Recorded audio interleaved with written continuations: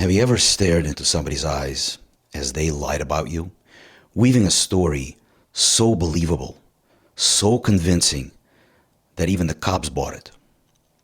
Well, that's what happened to Lance Whitaker, a professional heavyweight boxer who found himself fighting the biggest battle of his life, not in the ring, but in the courtroom. And Lance, thank you for allowing me to use your real name in this video. Welcome back to the G-Spot, where we talk about true crime, actual criminal cases from my own case files. I've been a criminal defense lawyer for 29 years, and I've got stories. So sit back, relax, and let me take you into my world. Oh, and why the G-Spot? You know, I'm Mr. G, and this is my spot.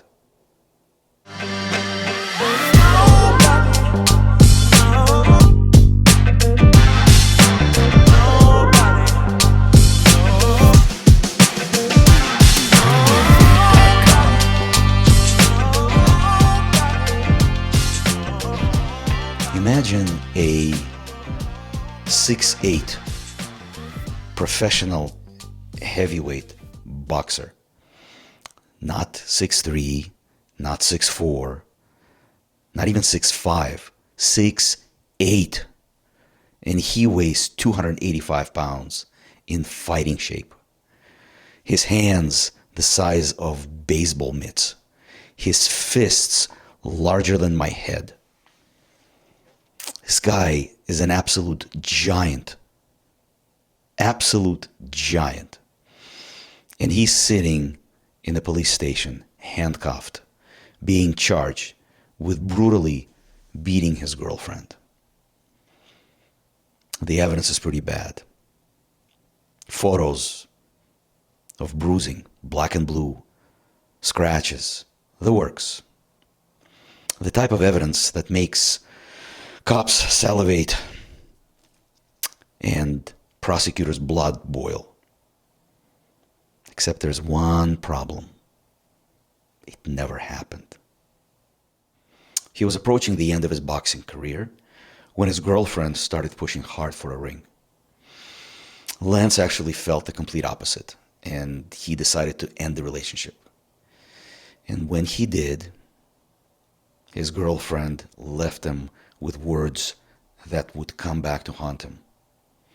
"I'll make you pay." That's what she said, according to Lance. And boy, did she try. A week later, she walked into a police station with photographs that would make your stomach turn. Again, black, blue, bruising, yellowing, scratches all over her face and body. Pretty crazy photographs.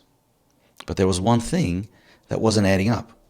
You see, she had no bruising on her body and face at the time she went to the police station. So the cops asked her, "Well, what happened to your bruising?" Her response was, "Well, this happened about a week ago, and so the bruising is gone.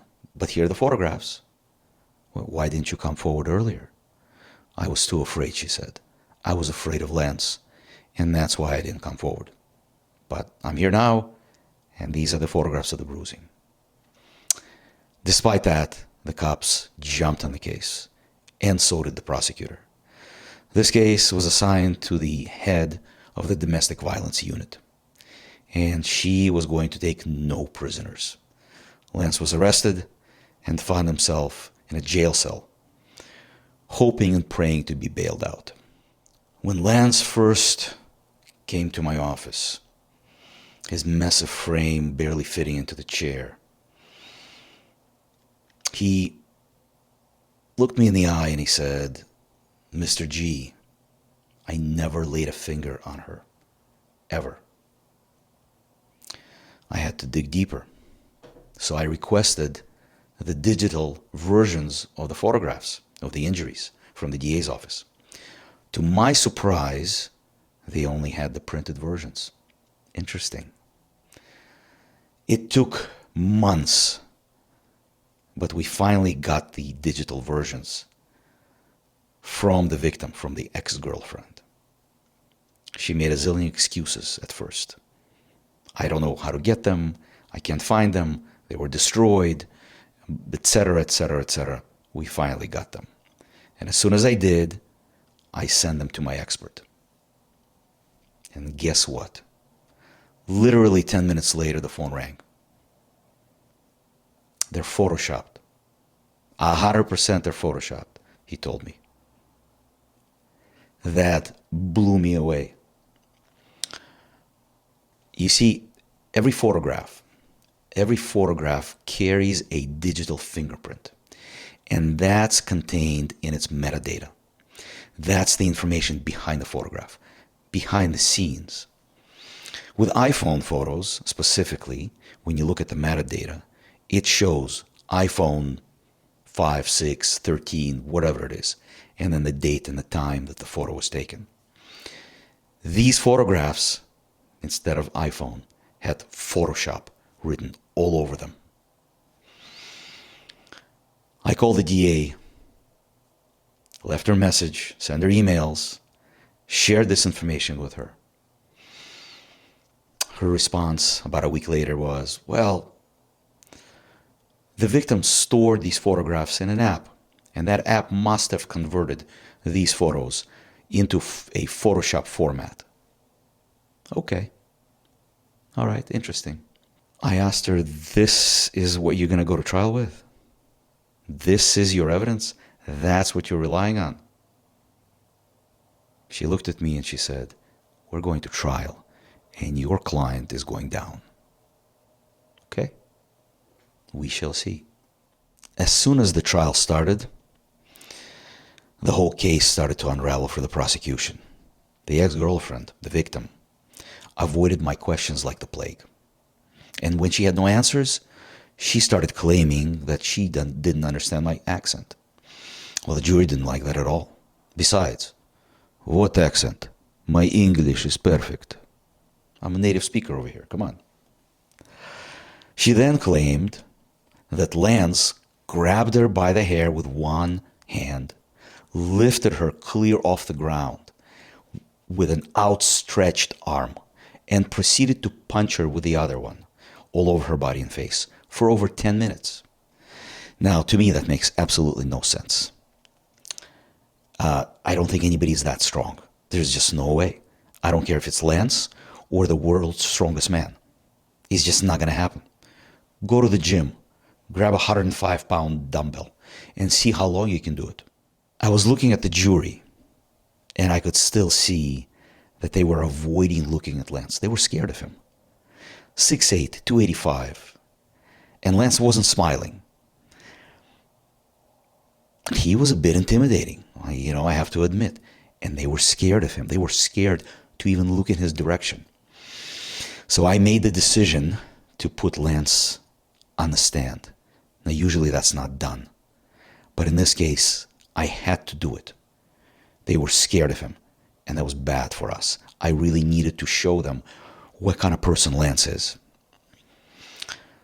So he sat in the witness chair, kind of folding himself up like a Swiss Army knife, with his knees almost as high as his shoulders. He looked like an adult sitting in one of those kid chairs in a kindergarten.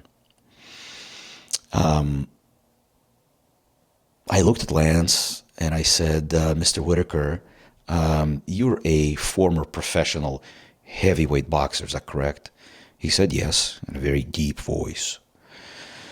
And you've had 35 wins? Yes, he said. 27 knockouts? Yes. And those knockouts were against guys your size, is that correct? It is correct. So let's stop for a second. Let's think about this. Lance knocked out 27 guys his size. And according to his ex-girlfriend, he was beating her half the night. And she lived to tell about it. It's just not believable. I asked him, Mr. Whitaker, what do you do now? He kind of chuckled and he said, I babysit. You babysit? You went from being a heavyweight boxer to babysitting kids? No, no, he said. I don't babysit kids. I babysit these two finance guys that make a lot of money. And so I make sure that they stay out of trouble. I babysit them. And then he chuckled. And I chuckled. And then the jury chuckled. And Lance chuckled again. And the judge chuckled. And I chuckled. And the jury chuckled. And I knew that we won the case. The decision came back quickly, and it was a unanimous not guilty. Look, most domestic violence accusations and cases, unfortunately and tragically, are real.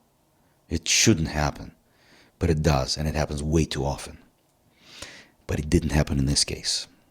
The jury found Lance Whitaker not guilty. And Lance maintained his innocence from the beginning. He never wavered. He's a fighter inside the ring and out. And Lance, my hat off to you for getting through this case. It's a lot of stress to carry, a lot of stress. If you guys found this episode interesting, give me a like and subscribe to the channel. We're going to have a lot more stories like this. Shoot me a comment as well. I'd love to hear what you think. And just like you guys asked, I cut out the music completely. Let me know if you like that. In the next episode, we're going to talk about the time when the Los Angeles Sheriff's Department handed over to us pounds upon pounds of seized marijuana. I felt almost like Tony Montana. Thank you for tuning in. I am Mr. G, and these are my stories.